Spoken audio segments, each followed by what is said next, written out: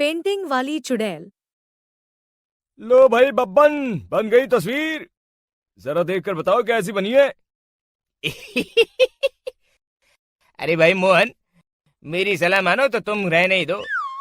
एक पेंटर बनना तुम्हारे बस की बात नहीं है। हाँ, तुमने सही कहा, मुझे भी कुछ ऐसा लगता है। खैर, आज शाम की गाड़ी से मैं शहर वापस जा रहा हूँ। कुछ जरूरी काम आ गया है। शहर से वापस आने के बाद तुमसे मिलता हूँ। मोहन अपने घर के दरवाजे पर ताला लगा देता है और वहां से चला जाता है। फिर उसी रात अचानक तेज हवाएं चलने लगती हैं। चारों तरफ डरावना माहौल बन जाता है। तभी मोहन की बनाई हुई पेंटिंग की वो औरत एक खतरनाक चुड़ैल में बदल जाती है और पेंटिंग से बाहर आ जाती है।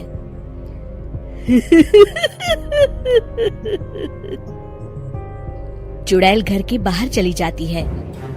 वहीं दूसरी तरफ दो चोर लाला सुखीराम के घर से चोरी करके भाग रहे होते हैं। दोनों भागते भागते गांव के चौराहे के पास पहुंच जाते हैं।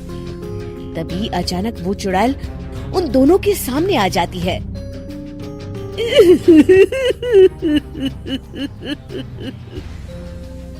अरे मर गया रे, ये चुड़ैल कहाँ से आ गई? अरे मैंने तो तुझसे पहले ही कहा था कि आज अमावस्या की रात है, आज हमें चोरी नहीं करनी चाहिए। हाँ भाई बिल्ला, तुमने बिल्कुल सही कहा। जरा इसके दांत तो देखो कितने बड़े हैं। चुड़ैल उन दोनों की तरफ बढ़ती है। अरे चुड़ैल दीदी, तुम चाहो तो ये सारे पैसे और जेवर ले लो, लेकिन हम दोनों को कुछ मत करना।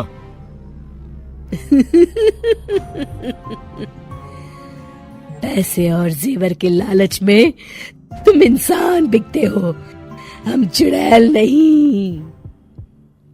तभी चुड़ैल उन दोनों चोरों को पुतले बना देती है।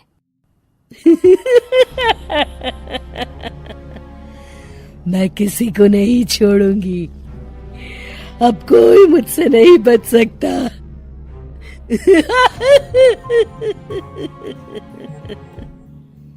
चुड़ैल अपने अगले शिकार की खोज में वहां से चली जाती है। गांव की दूसरी ओर जाने पर चुड़ैल को हरिया, बिरजू और बब्बन दिखाई देते हैं। आज संडे है, आज कपिल शर्मा शो देखने का दिन है। जोर से बोलो, आज संडे है। मैंने नहीं सुना। आज संडे है, आज कपिल शर्मा देखने का दिन है। हाँ, ये हुई ना बात। अरे ये कपिल शर्मा कौन है जो ये लोग उसे देखने के लिए इतने उतावले हुए जा रहे हैं? खैर मुझे क्या, मैं अभी इन दोनों को मसाज चखाती हूँ। चुड़ैल तेजी से उड़कर उन तीनों के सामने आकर खड़ी हो जाती है।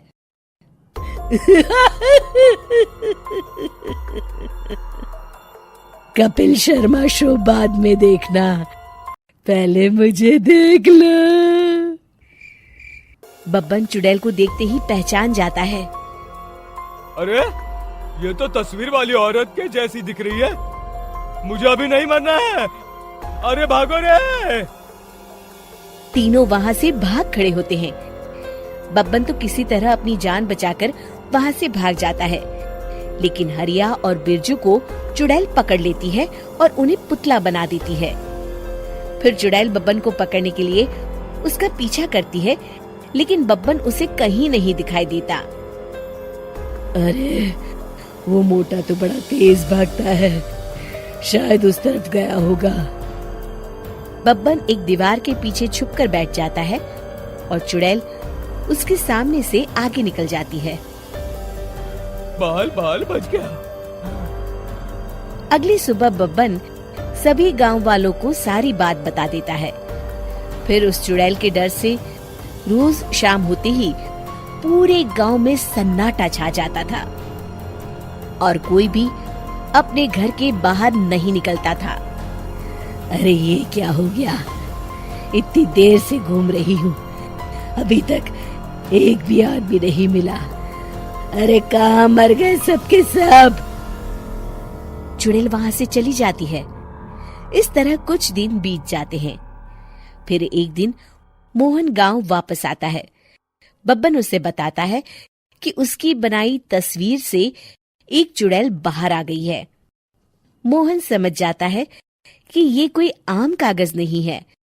वो जो भी उस कागज पर बनाएगा वो असलियत का रूप ले लेगा। अरे मोहन भाई, अब तुम क्या करने वाले हो? मेरे पास एक बहुत बढ़िया तरकीब है। मैं इस कागज पर उस चुड़ैल की एक ऐसी तस्वीर बनाऊंगा जिसमें वो तपती धूप के नीचे खड़ी दिखाई देगी, और फिर जैसे ही सवेरा होगा वो चुड़ैल इस कागज से निकलकर बाहर चली जाएगी और सूरज की तेज धूप में जलकर राख हो जाएंगी। मोहन बिल्कुल वैसे ही तस्वीर बना देता है और जैसे ही सवेरा होता है वो चुड़ैल कागज से निकलकर बाहर धूप में चली जाती है और सूरज की गर्मी बर्दाश्त नहीं कर पाती और जलकर राख हो जाती है।